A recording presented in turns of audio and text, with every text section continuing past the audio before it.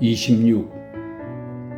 보르디노 전투 전날인 8월 25일 밤 프랑스 황제의 국내 대신 무시우 드 보세가 파비에 대령이 발루예보의 수경지에 있는 나폴레옹을 찾아왔다. 첫 번째 사람은 파리에서, 두 번째 사람은 마드리드에서 왔다. 궁정 제복으로 갈아입은 무시우 드 보세는 황제를 위해 자신이 손수 가져온 자기 앞에 있는 꾸러미를 운반해 가도록 지시하고 나폴레옹의 막사 첫 번째 구역으로 들어갔다. 그는 그곳에서 자신을 에워싼 나폴레옹의 부관들과 이야기를 나누며 괴짝을 여는 일을 했다. 파비에는 막사에 들어가지 않고 입구에 서서 아는 장군들과 이야기를 나누었다. 나폴레옹 황제는 아직 침실에서 몸단장을 마무리하고 있었다. 시종이 솔로 그의 몸을 문지르는 동안 그는 킁킁거리고 끙끙거리며 때로는 디룩디룩한 등을, 때로는 털이 듭수룩한 살찐 가슴을 이리저리 돌렸다. 또 다른 시종은 손가락으로 조그만 유리병을 쥐고 어디에 얼마나 뿌려야 할지는 자기만 안다는 표정으로 잘 손질된 황제의 몸에 오드콜로니를 뿌렸다. 나폴레옹의 짧은 머리칼은 축축하게 젖어 이마 위에 헝클어져 있었다. 그러나 얼굴은 비록 부숙부숙하고 누렇게 떡이 냈어도 육체적인 만족감을 표현하고 있었다.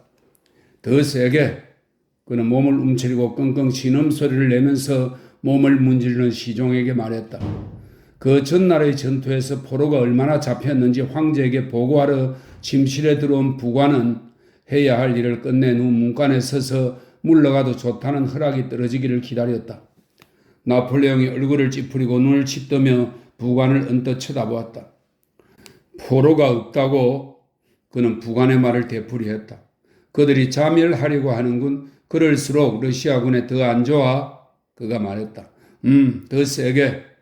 그는 등을 구부려 살찐 어깨를 내밀며 중얼거렸다. 좋아. 더 보세를 들여보내. 파비에도. 그는 고개를 끄덕이고 부관에게 말했다. 예, 폐하. 부관은 말하기 무섭게 막사 밖으로 사라졌다. 두 시종은 빠르게 황제에게 옷을 입혔다. 파란 근위대 군복을 입은 황제는 응접실로 뚜벅뚜벅 빠른 걸음으로 나갔다. 이때 보세는 두 손을 바삐 놀리며 자신이 가져온 황후의 선물을 황제가 들어올 입구 정면의 두 의자 위에 진열하고 있었다. 그러나 황제가 생각지도 않게 너무 빨리 옷을 입고 나오는 바람에 미처 깜빡 선물을 준비할 시간이 없었다. 나폴레옹은 그들이 무엇을 하고 있는지 금방 눈치챘고 아직 준비를 끝내지 못했다고 추측했다. 그는 자신에게 깜짝 선물을 하는 그들의 기쁨을 뺏고 싶지 않았다. 그는 보세를 보지 못한 척하고 파비에를 불렀다. 나폴레옹은 근엄하게 찌푸린 표정으로 말없이 파비에의 말을 들었다. 파비에는 유럽의 반대편 끝 살라망카에서 싸운 살라망카는 스페인 북서부에 위치한 도시입니다. 이 부근에서 벌어진 7월 22일 전투에서 웰링턴 장군의 연합군 부대가 라몬 장군이 이끄는 프랑스군을 크게 격파한 것이기도 합니다. 파비에는 유럽의 반대편 끝 살라망카에서 싸운 오로지 자신들이 황제에게 가치가 있고 황제에게 쓸모없게 되지는 않을까 하는 두려움만을 간직하고 있는 자기 부대의 용맹함과 충성심에 관해 말했다. 전투 결과는 비참했다. 파비에가 이야기하는 동안 나폴레옹은 마치 자신이 없을 경우에 상황이 달라질 수도 있다고는 전혀 생각하지 않았던 것처럼 냉소적인 언급을 했다. 나 모스크바에서 이것을 만회해야만 해. 나폴레옹이 말했다. 또 보지. 그는 이렇게 덧붙이고 더 보세를 자기 쪽으로 불렀다. 그때는 이미 의자 위에 무언가를 널어놓고 그 위에 덮개를 덮어 깜짝 선물을 할 준비를 마친 상태였다. 더 보세는 프랑스의 궁정 예법에 따라 부르봉 왕가의 노신만 할 수 있는 방식으로 깊이 허리를 숙여 절하고 나폴레옹에게 다가와 봉투를 건넸다. 나폴레옹은 유쾌하게 돌아보며 그의 귀를 잡아당겼다. 서둘러 왔구려. 매우 반갑소. 파리에서는 다들 뭐라고 하오? 그가 갑자기 이제까지 엄한 표정을 지극히 다정한 표정으로 바꾸며 말했다. 폐하, 파리 전체가 폐하의 부재를 애석해하고 있습니다. 더 보세는 응당해야 할 답변을 했다. 비록 나폴레옹은 보세가 그렇게 혹은 그와 비슷하게 말할 수밖에 없다는 것을 알았고 정신이 맑을 때는 그것이 사실이 아니라는 것도 잘 알았지만 더 보세로부터 그 말을 듣는 것이 즐거웠다. 그는 다시 더 보세에게 귀를 만져주는 영광을 베풀었다. 그대를 이렇게 멀리까지 오게 해서 무척 미안하구려. 그가 말했다. 폐하, 저는 모스크바 성문 옆에서 폐하를 뵙게 되리라 적잖이 기대했습니다. 보세가 말했다. 나폴레옹은 빙그레 웃고는 무심하게 고개를 들어 오른쪽을 돌아보았다. 부관이 날아갈 듯한 걸음으로 다가와 금제 코 담뱃갑을 내밀었다. 나폴레옹은 그것을 받았다. 그래서 그대를 위해서도 잘된 기회요. 그는 코 담뱃갑을 열어 코에 가까이 대며 말했다. 그대는 여행을 좋아하지 않소. 사흘 후면 모스크바를 보게 될 거요. 그대는 아마도 아시아의 수도를 보리라고 예상치 못했겠지만 말이요. 즐거운 여행이 될 거요. 보세는 이때까지 그 자신도 몰랐던 자신의 여행 취미에 이렇듯 세심하게 관심을 기울여 준 데 감사하며 고개를 숙였다. 이건 뭐요? 나폴레옹은 모든 궁정 신하가 덮기에 덮이 무언가를 쳐다보는 것을 눈치채고 말했다. 보세는 궁정 신하다운 민첩함으로 등을 보이지 않은 채 몸을 반만 돌려 두 걸음 뒤로 물러났고 그와 동시에 덮개를 벗기면서 말했다. 황후께서 폐하께 보내시는 선물입니다. 그것은 제라르가 이 제라르는 로마 출생의 프랑스 화가입니다. 그것은 제라르가 선명한 색채로 그린 나폴레옹과 오스트리아 황제의 딸 사이에서 태어난 소년의 초상화였다. 어찌된 영문인지 모두 그 소년을 로마 왕이라 불렀다. 시스티나 성모상의 그리스도와 비슷한 눈길을 지닌 매우 아름다운 곱슬머리 사내 아이가 빌보케 놀이를 하는 모습이, 이 빌보케 놀이는 나무채 끝으로 나무 공을 가지고 노는 놀이입니다. 빌보케 놀이를 하는 모습이 묘사되어 있다. 공은 지구를 나타내고 다른 손에 쥔 작은 막대기는 호를 묘사하고 있었다. 이른바 로마 왕이 지구를 막대기로 찌르르는 모습으로 화가가 도대체 무엇을 표현하고자 했는지 비록 분명한 것은 아니었지만 그 비유는 파리에서 그림을 본 모든 사람들에게 그랬듯이 나폴레옹에게도 명확했고 분명한 듯 했으면 또 마음에 들기도 한 것 같았다. 로마 왕이군. 그는 우아한 손짓으로 초상화를 가리키며 말했다. 경이로워. 그는 얼굴 표정을 자유자재로 바꾸는 이탈리아인 특유의 재능을 보이며 초상화에 다가서더니 생각에 잠긴 듯한 부드러운 표정을 지었다. 그는 이제 자기가 말하고 행하는 것이 곧 역사라고 느꼈다. 그리고 이 순간 자신이 할 수 있는 최선의 행동은 위대한 자신이 그 위대함과 정반대인 지극히 소박하고 아버지다운 부드러움을 보이는 것처럼 보였다. 아버지의 위대함에 힘입어 그 아들은 지구로 빌보케 놀이를 한다. 그의 눈동자가 뿌얘졌다. 그는 그림 쪽으로 다가가다가 의자를 돌아보더니 초상화를 마주보고 그 위에 앉았다. 그의 몸짓 한 번에 모든 이들이 그 위대한 남자가 자기 자신에게 그 자신의 감정에 맡겨두도록 한 채 발끝으로 조심조심 걸어나갔다. 그는 잠시 동안 앉아있다가 스스로도 무엇을 위해서인지 모르면서 한 손으로 초상화의 거칠거칠한 밝은 부분을 만져보고 자리에서 일어나 다시 보세와 당직을 불렀다. 그는 자신의 막사 주위에 있는 고참 근위대가 그들이 숭배하는 군주의 아들이자 후계자인 로마의 왕을 보는 행복을 빼앗기지 않도록 초상화를 막사 앞으로 옮기라고 지시했다. 나폴레옹이 함께 식사할 영광을 베푼 보세와 아침 식사를 하는 동안 그가 예상한 것처럼 초상화를 향해 달려온 고참 근위대의 장교들과 병사들이 소리치는 환희에 찬 외침이 막사 앞에서 들려왔다. 황제 만세, 로마 왕 만세, 황제 만세. 환희에 찬 목소리들이 들렸다.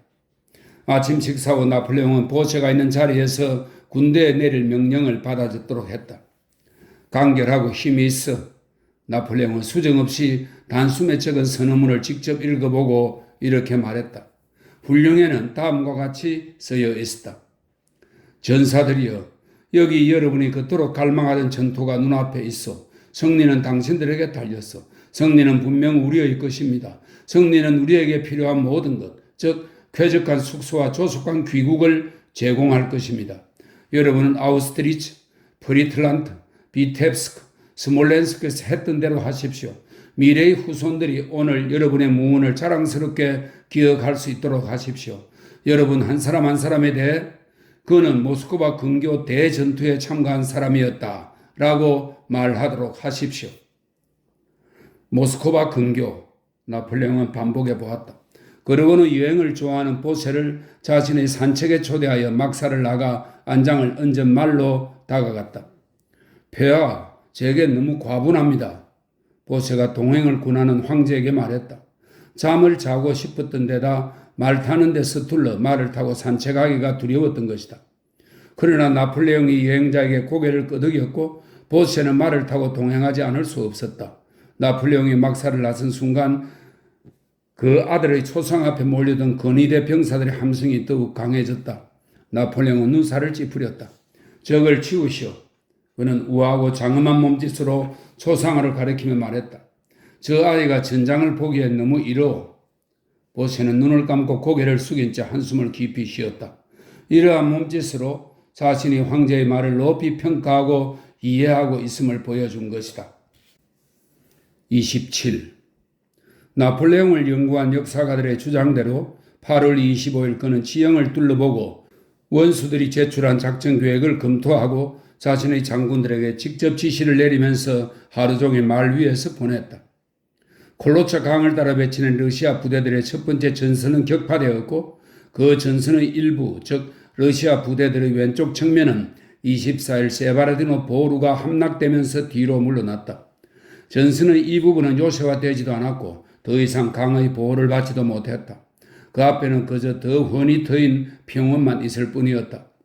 전선의 이 부분을 프랑스군이 틀림없이 공격하리라는 점은 군인이든 민간이든 누구나 명백히 알 수 있었다. 이를 깨닫는 데는 많은 생각도 필요 없고 황제와 그의 원수들의 그런 염려와 배려도 필요 없고 또 사람들이 나폴레옹에게 부여하기 좋아하는 이른바 천재성이라는 특별한 최고 능력도 전혀 필요 없을 듯했다. 그러나 후에 이 사건을 기술한 역사가들, 당시 나폴레옹 주위에 있던 사람들, 그리고 나폴레옹 자신은 다르게 생각했다. 나폴레옹은 말을 몰고 들판을 돌아다니며 의미심장하게 지형을 바라보았고 혼자 수긍하듯 혹은 의심스레 고개를 저었다.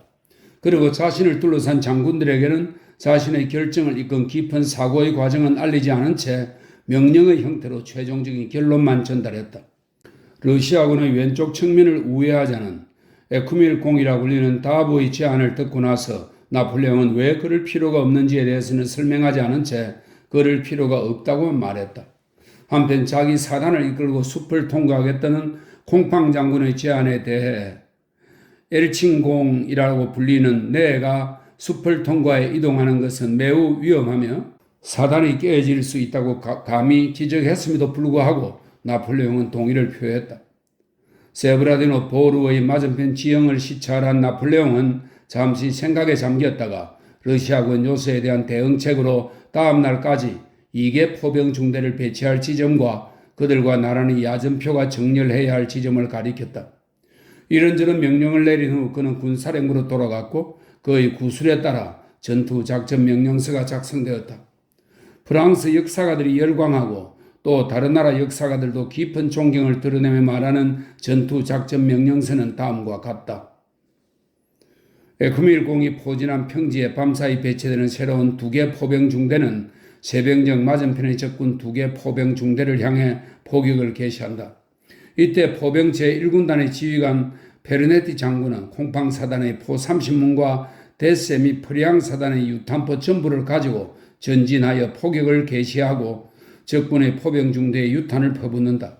이때 포병 중대 공격에는 다음의 화포가 동원될 것이다.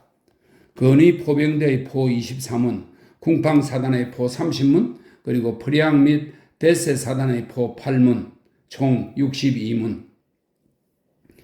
포병 제3군단 지휘관 푸쉐 장군은 제3군단과 제8군단의 유탄포 총 16문을 왼쪽 요새 포격을 가할 포병 중대의 양측면에 배치하여 이 왼쪽 요새를 공격할 포를 총 40문으로 편성한다.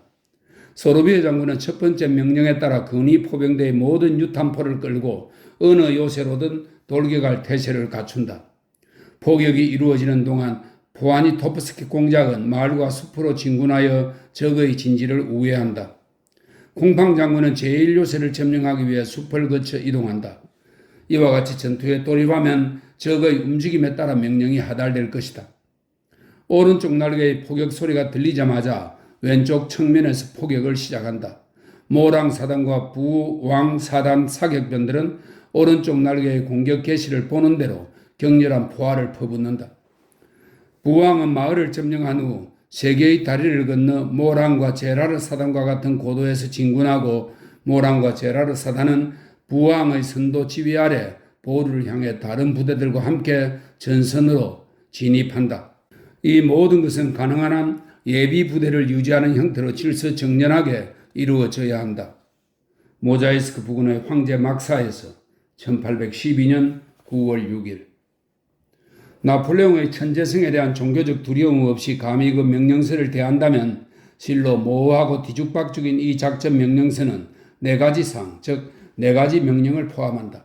하지만 그 명령들 가운데 그 어느 것 하나도 실행이 가능했거나 실제로 실행된 것이 없다. 작전 명령에 적힌 첫 번째 명령은 다음과 같다.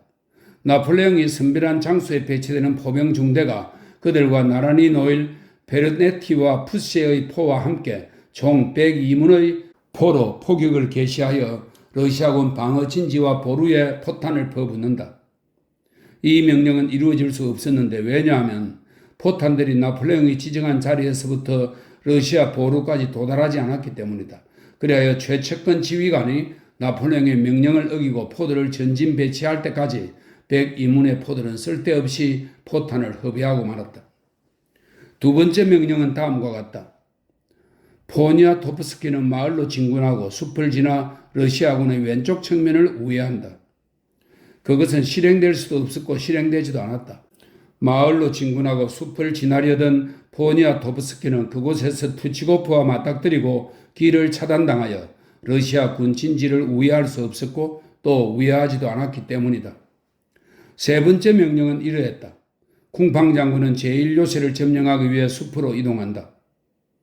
쿵팡 사단은 제1요새를 점령하지 못하고 격퇴되었다. 그의 사단이 숲에서 막 벗어났을 때 나폴레옹도 예상치 못한 산탄의 포격을 받아 그 아래에서 대열을 정렬해야 했기 때문이다. 네 번째 명령은 이러했다. 부왕은 마을 보로디노를 점령한 후 3개의 다리를 건너 모랑과 프리앙의 사단과 같은 고도에 진군하고 모랑과 프리앙 사단은 부왕의 선도 지휘 아래 보루를 향해 다른 부대들과 함께 전선으로 진입한다. 이 무의미하고 복잡한 문장이 아니라 부왕이 자기가 받은 명령을 수행하려고 한 시도들로부터 최대한 이해해보자고. 그는 보로딘을 거쳐 왼쪽으로부터 보루를 향해 진군했어야 하고 모랑과 프리앙 사단은 전선에서 동시에 이동했어야 한다. 작전 명령서의 다른 항목들과 마찬가지로 이 모든 것들은 실행되지 않았고 실행될 수도 없었다. 부왕은 보로디노를 통과한 후 콜로차 강에서 격퇴되어 더 이상 전진할 수 없었다. 모랑과 프리앙 사단은 보루를 탈취하지 못하고 격퇴되었으며 보루는 전투가 끝날 무렵 기병대에 점령당했다. 나폴레옹으로서는 전혀 예상치 못했고 일찍이 들어본 적도 없는 일이었을 것이다. 결국 작전 명령서의 어느 한 명령도 실행되지 않았고 실행될 수도 없었다. 그러나 작전 명령서에는 이런 식으로 전투에 돌입하면 적의 움직임에 따라 명령이 하달될 것이라고 적혀 있었다. 따라서 전투가 벌어지는 동안 나폴레옹이 필요한 모든 명령을 내렸을 것으로 보일지 모른다. 하지만 그런 일은 일어나지 않았고 일어날 수도 없었다.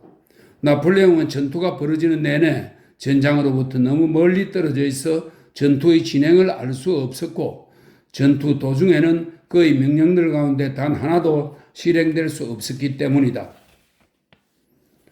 28.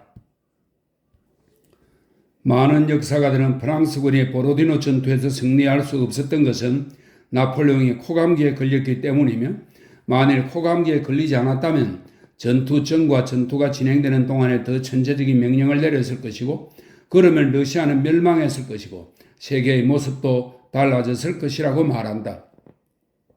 표트르 대제 한 사람의 의지에 따라 러시아가 형성되었으며 나폴레옹 한 사람의 의지에 따라 프랑스가 공화국에서 제국으로 변하고 프랑스군이 러시아로 진군했다고 인정하는 역사가들, 그런 역사가들에게서는 이 같은 추론, 즉 나폴레옹이 26일에 심한 코감기를 앓아서 러시아가 강국으로 남을 수 있었다는 추론이 필연적으로 나올 수밖에 없다.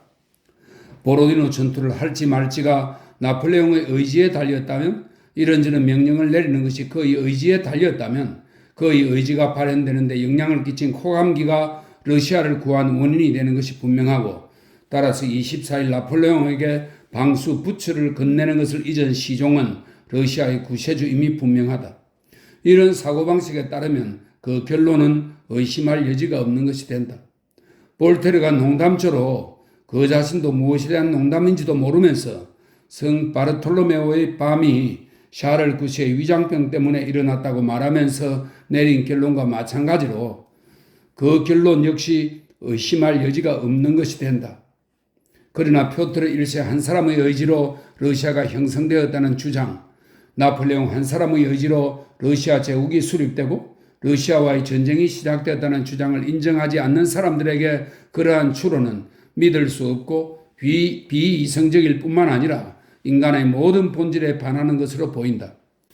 무엇이 역사적인 사건의 원인을 형성하는가라는 질문에 대해 우리는 다른 대답, 즉 세계의 사건들의 흐름은 높은 곳에서 미리 결정되고 그 사건에 관여한 인간들의 의지의 총합에 좌우되며 그 사건들의 흐름에 대한 나폴레옹의 영향은 다만 외적이고 허구적인 것이라는 대답이 제시될 수 있다. 샤를 9세가 지시한 성 바르톨로메오의 밤이 그의 의지로 일어난 게 아니라 단지 그 자신이 그러라고 명령을 내린 것처럼 느낄 뿐이라는 가정, 8만 명이 참가한 보로디노 대전투가 나폴레옹의 의지로 일어난 게 아니라 나폴레옹 스스로 그렇게 명령한 것처럼 느낄 뿐이라는 가정은 언뜻 보기에 매우 이상하게 보일지 모른다. 이러한 가정이 매우 이상하게 보일지라도 그러나 우리 개개인은 위대한 나폴레옹보다 더 뛰어난 인간은 아닐지 몰라도 결코 그보다 못한 인간은 아니라고 내게 말하는 인간의 존엄성은 앞서 말한 문제를 이런 식으로 해결하도록 명하며 역사 연구는 이 가정을 넘치게 확증해 준다. 보로디노 전투에서 나폴레옹은 단 한 사람에게도 총을 쏘지 않았고 단 한 사람도 죽이지 않았다. 그 모든 일을 실행한 것은 병사들이다. 따라서 그는 사람을 죽이지 않았다. 프랑스군 병사들은 나폴레옹의 명령 때문이 아니라 스스로의 바람에 따라 러시아군 병사를 죽이러 보로디노 전투에 참전했다. 군대 전체, 즉 프랑스인, 이탈리아인, 독일인, 폴란드인 등 배를 골고 누드기를 걸치고 행군으로 지친 이들은 모스크바로 가는 길을 막아선 군대를 보자 포도주병의 마개가 뽑힌 이상 포도주를 마셔야 한다고 느꼈다. 만약 이때 나폴레옹이 러시아군과 싸우지 못하도록 막았다면 그들은 그를 죽이고 나서 러시아군과 싸웠을 것이다. 왜냐하면 그들에게는 그것이 피할 수 없는 것이었기 때문이다. 나폴레옹이 그들이 불구가 되거나 전사하는 것에 대해 그들은 모스크바 근교 대전투에 참가했다라는 후손들의 말을 위안으로 제시하며 명령을 내렸을 때 그들은 황제 만세라고 외쳤다. 빌복의 채로 지구를 찌르는 소년의 그림을 보며 황제 만세라고 외쳤던 것처럼 마찬가지로 그들은 그 어떤 무의미한 말을 들어도 똑같이 황제 만세라고 외쳤을 것이다. 황제 만세를 외치고 모스크바에서 식량과 성자의 휴식을 찾기 위해 싸우러 가는 것 외에는 그들에게 더 이상 아무것도 남아있지 않았다. 따라서 그들이 자신들과 유사한 인간들을 죽인 것은 나폴레옹이 내린 명령의 결과가 아니다. 게다가 전투의 흐름을 지배한 것은 나폴레옹이 아니었다. 그의 작전 명령 가운데 어느 것도 실행되지 않았을 뿐 아니라 전투가 벌어지는 동안 그는 자기 앞에서 무슨 일이 벌어지는지 몰랐기 때문이다. 결국 인간들이 서로를 죽인 과정은 나폴레옹의 의지에 따른 것이 아니라 그와 상관없이 공통의 전투에 참가한 수만 명의 의지에 따라 진행되었다. 나폴레옹에겐 그저 상황 전체가 자기 의지대로 일어난 것처럼 보였을 뿐이다. 따라서 나폴레옹이 코감기에 걸렸는가 아닌가의 문제는 역사적으로 볼 때 최후의 수송대 병사가 감기에 걸렸는가 아닌가 하는 문제보다 더 흥미로울 게 없다. 게다가 8월 26일 나폴레옹의 코감기에 걸린 것은 더더욱 중요하지 않다. 코감기 때문에 나폴레옹의 작전 명령들과 전투 중간의 지시들이 예전만 못했다는 저술가들의 진술은 올바르지 않다. 여기에 인용한 작전 명령은 예전에 그가 승리한 전투의 여러 작전 명령들보다 결코 못하지 않을 뿐 아니라 심지어 훨씬 더 낫기까지 했다. 전투 중간에 하달했다는 가상의 명령도 예전에 비해 못하지 않으며 여느 때와 똑같은 것들이었다. 그러나 그 작전 명령과 지시가 예전보다 못하게 보이는 것은 오직 보로디노 전투가 나폴레옹이 패배한 첫 전투였기 때문이다. 전투에서 패하면 더할 나위 없이 훌륭하고 심오한 작전 명령과 지시도 매우 형편없는 것이 되며 군사 전문가들은 의미심장한 표정으로 그것들을 비판한다. 반면 전투에서 승리하면 가장 형편없는 작전 명령과 지시도 매우 탁월한 것으로 보이고 진중한 사람들이 온갖 저수를 통해 그 엉터리 지시의 장점을 입증한다. 아우스트리츠 전투 때 바이로트가 작성한 작전 명령은 이런 종류의 저술에서 완벽함의 표본이었지만 그럼에도 불구하고 그 완벽함 때문에 그 지나친 상시함 때문에 오히려 비난을 받았다. 나폴레옹은 보로디노 전투에서 권력의 대표자로서 여느 전투 때와 다름없이 자기 역할을 잘 수행했고 오히려 더 훌륭하게 해냈다. 전투의 흐름에 해가 되는 어떤 일도 하지 않았다. 그는 보다 분별 있는 사람들의 견해를 따랐다. 그는 당황하지도 자기 모순에 빠지지도 무서워하지도 전장에서 달아나지도 않았고 겉으로 드러나는 지휘자로서의 역할을 특유의 뛰어난 기지와 전쟁 경험으로 침착하고 훌륭하게 수행했다. 29. 두 번째로 전선을 주의 깊게 시찰하고 돌아와서 나폴레옹은 말했다. 체스의 말들은 놓였다. 게임은 내일 시작된다.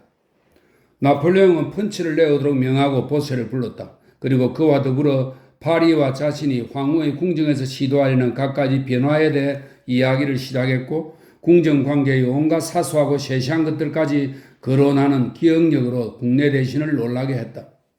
환자를 수술대에 묶는 동안 저명하고 확신있고 자기 일에 정통한 외과 의사가 소매를 긋고 수술복을 걸치는 것처럼 그는 사소한 일들에 관심을 보이면서 보세의 여행벽을 놀리고 또 마음 내키는 대로 잡담을 했다. 모든 것은 내 손안에 내 머리에 있고 분명하고 명확하다. 일에 착수할 때가 되면 난 어느 누구도 따라올 수 없을 만큼 그것을 잘 해낼 것이다. 하지만 지금은 농담을 할 수 있다. 내가 농담을 하고 침착할수록 당신들은 그만큼 더욱 확신을 하며 평정하게 될 것이고 나의 천재성에 놀라게 될 것이다. 두 번째 펀치를 다 마신 후 나폴레옹은 다음 날에 있을 중대사를 앞두고 휴식을 취하러 갔다. 그는 자기 앞에 닥친 이 사건에 너무 마음이 쓰여 잠을 잘 수 없었다. 밤의 습기로 코감기가 심해졌는데도 새벽 3시에 요란하게 코를 풀고 나서 막사의 큰 구역으로 나갔다. 그는 러시아군이 물러가지 않았느냐고 물었다. 적군의 모닥불이 여전히 같은 장소에 있다는 대답이 돌아왔다. 그는 알았다는 뜻으로 머리를 끄덕였다. 당직 부관이 막사로 돌아왔다. 여보게 라프, 그대는 어떻게 생각하시오? 오늘 우리가 잘 될 것 같소? 나폴레옹이 라프에게 말을 건넸다. 주어도 의심할 여지가 없습니다, 폐하. 라프가 대답했다. 나폴레옹은 그를 바라보았다. 폐하께서 황송하게도 스몰렌스크에서 제게 하신 말씀을 기억하십니까? 포도주의 병이 마개가 뽑힌 이상 포도주를 마셔야 한다고 하셨습니다. 라프가 말했다. 나폴레옹은 얼굴을 찌푸렸고 머리를 숙여 한 손으로 받친 채 오랫동안 말없이 앉아 있었다. 불쌍한 군대, 그가 불쑥 입을 열었다. 스몰렌스크 전투 때문에 군대가 많이 줄어서 행운이란 정말이지 장려 같은 거요. 라프, 난 항상 그렇게 말했는데 이제야 그것을 경험하기 시작했어. 그런데 라프, 근위대는 언제 나오? 그가 미심쩍은 눈빛으로 물었다. 네, 폐하, 라프가 대답했다. 나폴레옹은 사탕 하나를 집어 입에 넣고 시계를 쳐다보았다. 자고 싶지 않았다. 그러나 아침까지는 아직 멀었다. 이제는 명령을 내리면 시간을 때울 수도 있었다. 명령은 전부 내려졌고 그 명령은 실행까지 옮겨지기만 하면 되었기 때문이다. 근위대에 금빵이 배급됐소? 나폴레옹이 엄격하게 물었다. 네, 폐하. 그리고 쌀은? 라프가 쌀에 관한 군주의 명령을 전달했다고 대답했지만 나폴레옹은 자신의 명령이 실행되었다는 것을 믿지 못하겠다는 듯 불만스럽게 머리를 저었다. 하인이 펀치를 들고 들어왔다. 나폴레옹은 라프에게 다른 잔을 주도록 명한 후 말없이 자기 잔에 든 펀치 몇 모금을 마셨다. 맛도 향도 느낄 수 없어. 그가 술잔에 코를 대고 냄새를 맡으며 말했다. 이번 코감기는 지긋지긋하군. 의사들은 의약을 운운하지. 코감기도 고치지 못하면서 무슨 의약이람? 코로비자르가 내게 이 사탕을 주었는데 전혀 도움이 되질 않소. 코로비자르는 프랑스 출신의 의사이자 심장정후학의 창시자로 프랑스 군대 내과학의 기초를 마련한 사람이라고 합니다. 코르비자르가 내게 이 사탕을 주었는데 전혀 도움이 되질 않소. 이것들이 무엇을 치료할 수 있겠소? 치료할 수 없소. 우리 몸은 생명을 위한 기계요. 몸은 그것을 위해 만들어졌소. 그것이 몸의 본성이지. 몸속 생명은 가만히 내버려 두어야 하오. 생명이 스스로를 방어하게 두어야 한다니까. 생명은 약의 방해를 받을 때보다 홀로 있을 때 더 많은 일을 해내지. 우리 몸은 일정 시간 동안 움직이도록 정해진 시계와 비슷하다오. 시계공도 이 시계를 열 수는 없소. 그저 눈을 가린 채 손으로 더듬어 그것을 다룰 수 있을 뿐이지. 우리 몸은 생명을 위한 기계요. 그뿐이요. 나폴레옹은 그가 좋아하는 정의의 궤도에 들어선 듯 예상치 않게 새로운 정의를 내놓았다. 라프, 그대는 전술이 뭔지 알고 있소? 그가 물었다. 어떤 순간에 적보다 더 강해지는 기술이지. 그게 전부요. 라프는 아무 대답도 하지 않았다. 내일 우리는 쿠투조프와 전투를 할 것이요. 나폴레옹이 말했다. 어떤 결과가 나올지 지켜봅시다. 기억하오? 브라우나우에서 그는 군대를 지휘했지만 3주 동안 단 한 번도 말을 타고 요새를 시찰한 적이 없었지. 두고 봅시다. 그는 시계를 보았다. 이제 겨우 4시였다. 그는 자고 싶지 않았고 펀치는 이미 다 마신 상태였다. 그러나 아무 할 일이 없었다. 그는 일어나 이리저리 거닐다가 따뜻한 프로코트와 모자를 걸치고 막사에서 나갔다. 밤은 어둡고 습했다. 위로부터 옅은 습기가 내리는 소리가 들렸다. 모닥불들이 가까운 프랑스 건의대에서 희미하게 타오르고 멀리 러시아 전선을 따라 연기 사이로 번쩍이었다. 어디나 고요했으며 진지를 점령하기 위해 벌써부터 움직이기 시작한 프랑스군의 부스럭대는 소리와 발소리가 뚜렷하게 들렸다. 나폴레옹은 막사 앞을 거니며 불빛을 바라보기도 하고 발소리에 귀를 기울이기도 했다. 막사 옆에서 보초를 쓰던 털모자를 쓴 키가 큰 건의대원이 황제의 출현에 잔뜩 긴장하며 검은 기둥처럼 꼿꼿하게 바로 섰다. 나폴레옹은 보초 옆을 지나치다 그 앞에서 걸음을 멈추었다. 몇 년부터 군에서 복무했나? 그는 병사들에게 말을 걸 때면 항상 하는 습관이 된 짐짓 꾸민 듯한 거칠고도 다정한 군인다운 말투로 물었다. 병사가 그에게 대답했다. 아, 고참이군. 연대로 보낸 쌀은 받았나? 받았습니다, 폐하. 나폴레옹은 고개를 끄덕이고 그를 떠났다. 5시 30분에 나폴레옹은 말을 타고 세바르디노 마을로 향했다. 주위가 밝아지고 하늘은 맑게 개어 동쪽에 구름만 한 점 떠 있을 뿐이었다. 병사들이 버리고 간 모닥불은 아침의 희미한 빛 속에서 힘없이 꺼져갔다. 오른쪽에서 굵직한 대포 한 발의 포승이 울리며 주위에 퍼지더니 광막한 고요 속으로 사라졌다. 몇 분이 지났다. 2번째, 3번째 포승이 울리고 대기가 진동했다. 4번째, 5번째 포승은 가까운 오른쪽 어딘가에서 장엄하게 울렸다. 처음 몇 발의 포승이 채 사라지기도 전에 또 다른 포승이 계속해서 울리며 서로 합치기도 하고 방해하기도 했다. 나폴레옹은 수행단과 함께 말을 타고 세바라디노 보루에 도착하여 말에서 내렸다. 게임이 시작되었다. 30. 안드레 공작과 헤어져 고르키로 돌아온 피에르는 조마사에게 말을 준비해 두고 아침 일찍 깨우도록 지시한 후 보리스가 그에게 양보한 칸막이 너머 한 구석에서 곧바로 잠이 들었다. 다음날 아침 피에르가 잠에서 완전히 깼을 때 통나무 집안에는 아무도 없었다. 작은 창들의 유리가 덜컹거렸다. 조마사가 그를 흔들며 서 있었다. 각하, 각하, 각하. 조마사는 깨우리는 기대를 포기한 듯 피에르를 쳐다보지도 않고 그의 어깨를 흔들며 끈질기게 말했다. 뭐지? 시작됐어? 때가 되었나? 잠에서 깬 피에르가 말했다. 사격 소리를 들어보십시오. 퇴역 병사인 조마사가 말했다. 다른 분들은 벌써 다 나가셨다고요. 대공자께서도 한참 전에 지나가셨다니까요. 피에르는 서둘러 옷을 입고 현관 계단으로 뛰어나갔다. 앞마당은 눈부시고 상쾌하고 이슬에 젖었고 즐거워 보였다. 가로막고 있던 먹구름 사이로 방금 나온 태양이 맞은편 거리의 지붕들 너머에서 이슬 덮인 도로의 흙먼지 위에 집들의 벽에 담장의 틈새에 통나무집 옆에 선 피에르의 말에 먹구름처럼 반쯤 부서진 빛을 헛뿌렸다. 앞마당에서는 대포 소리가 한층 더 또렷하게 들렸다. 거리에는 부관 한 명과 카자크 한 명이 빠른 속도로 말을 몰며 길을 지나갔다. 시간이 되었습니다, 백작. 시간이 되었습니다. 부관이 외쳤다. 피에르는 조마사에게 말을 끌고 뒤따라오라고 지시한 후 거리를 지나 전날 전장을 바라보던 구렁으로 걸어갔다. 그 구렁에는 한 무리의 군인들이 있었다. 참모들의 프랑스 말소리가 들리고 빨간 테를 두른 하얀 군모를 쓴 쿠투조프의 희끗희끗한 머리와 양 어깨 사이에 파묻힌 희끗희끗한 뒤통수가 보였다. 쿠투조프는 망원경으로 앞쪽 대로를 보고 있었다. 피에르는 구렁 입구의 계단을 오르며 앞쪽을 힐끗 쳐다보다가 그 광경의 아름다움에 숨이 멎는 듯 했다. 그는 어제 그가 그 구렁에 감탄하게 바라보던 바로 그 전경이었다. 그러나 지금은 그 지역 일대가 부대와 포연으로 뒤덮이고 피에르의 왼쪽 뒤에서 떠오르는 밝은 태양의 비스듬한 햇살이 이 지역의 맑은 아침 공기 속에서 황금빛과 장밋빛 색조를 띤 찌르는 듯한 빛과 함께 검고 긴 그림자도 던지고 있었다. 그 파노라마를 마무리하는 마치 황록색 보석을 깎아 만든 듯한 머나먼 숲은 지평선 위에 그 우던지의 곡선을 드러냈고 그 사이에 발루예브 너머로 군대들로 뒤덮인 스몰렌스크 대로가 쭉 뻗어나가고 있었다. 가까이에는 황금빛 들판과 작은 숲이 빛났다. 어디에나 앞에도 오른쪽에도 왼쪽에도 부대가 보였다. 이 모든 것이 모두 생동감 있고 웅장하고 전혀 예상치 못한 것이었다.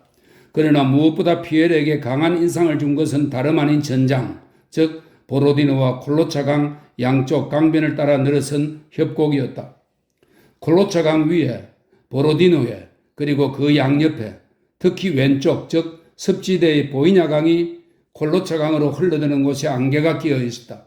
안개는 눈부신 태양이 떠오르자 옅어지고 흩어지고 투명해지면서 그 사이로 보이는 모든 것들을 매혹적으로 채색하고 그 윤곽을 그렸다. 그 안개의 포연이 뒤섞이고 그 안개와 연기가 있는 어디에나 때로는 물, 때로는 이슬, 때로는 보로디노와 강 연안을 따라 북적이는 병사들이 총금해서 아침 햇살이 번개처럼 번뜩였다. 그 안개 속으로 하얀 교회가 보이고 보로디노의 통나무 농가 지붕, 빽빽하게 모인 병사들, 녹색 탄약차들, 대포들이 여기저기 보였다. 그리고 이 모든 것들이 움직이고 있었다. 혹은 안개와 연기가 그 공간 전체에 퍼져 있어서 움직이는 것처럼 보였는지도 모른다. 안개로 뒤덮인 보로디노 주변의 저지대와 마찬가지로 외부의 좀 더 높은 곳, 특히 왼쪽의 전선 전체에 숲에, 들판에, 저지대에, 고지의 정상에 무로부터 포연 뭉치가 저절로 끊임없이 만들어졌다. 혹은 하나로, 혹은 때를 지어, 혹은 성기게, 혹은 짙게 부풀고 퍼지고 소용돌이 치고 어우러지는 포연 뭉치가 그 공간 전체에서 보였다. 그 포연, 그리고 이상한 말이지만 그 포성은 그 이 광경의 주된 아름다움을 자아냈다. 푸푸, 갑자기 보랏빛과 잿빛과 젖빛으로 아른거리는 둥글고 짙은 연기가 보이는가 싶더니 1초쯤 뒤에 꽝 하고 그 연기의 소리가 울려 퍼졌다. 푸풋, 푸풋. 두 줄기 연기가 서로 밀치고 뒤섞이며 일어났다. 그리고 쿵쿵 하는 소리가 눈이 목격한 것을 확인해 주었다. 피에르는 첫 번째 연기를 돌아보았다. 그것이 둥글고 짙은 작은 공처럼 보일 때 시선을 돌렸는데 그 자리에는 이미 옆으로 잇따라 움직이는 연기공이 여럿이었다. 그리고 푸풋, 푸풋 하는 소리가 3번 더, 4번 더 들리고 일정한 간격으로 쾅, 쾅, 쾅, 쾅 하는 아름답고 정확하고 확실한 소리들이 화답했다. 혹은 연기가 질주하는 것처럼 보였고 혹은 연기는 멈춰 있는데 숲과 들판과 번쩍이는 총검이 그 옆을 달려가는 것처럼 보이기도 했다.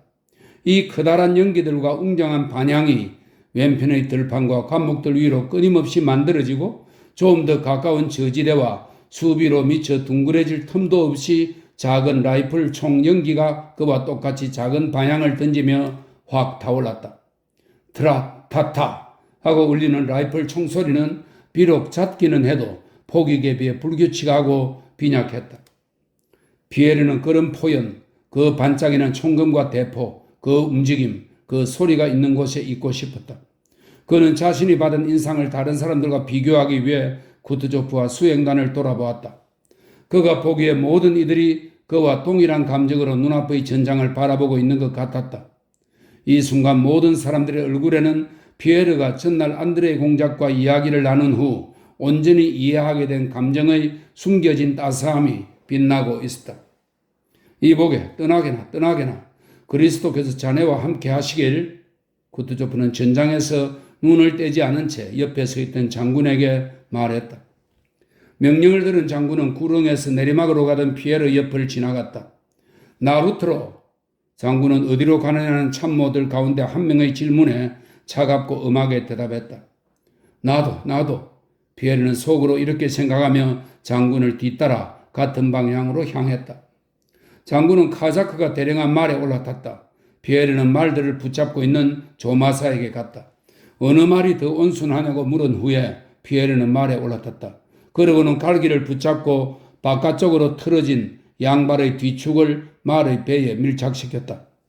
그는 안경이 흘러내리는 것을 느끼면서도 갈기와 고삐에서 차마 손을 떼지 못한 채로 장군을 뒤따라 달려나갔는데 그 모습이 구릉에서 그를 지켜보던 참모들의 웃음을 자아냈다.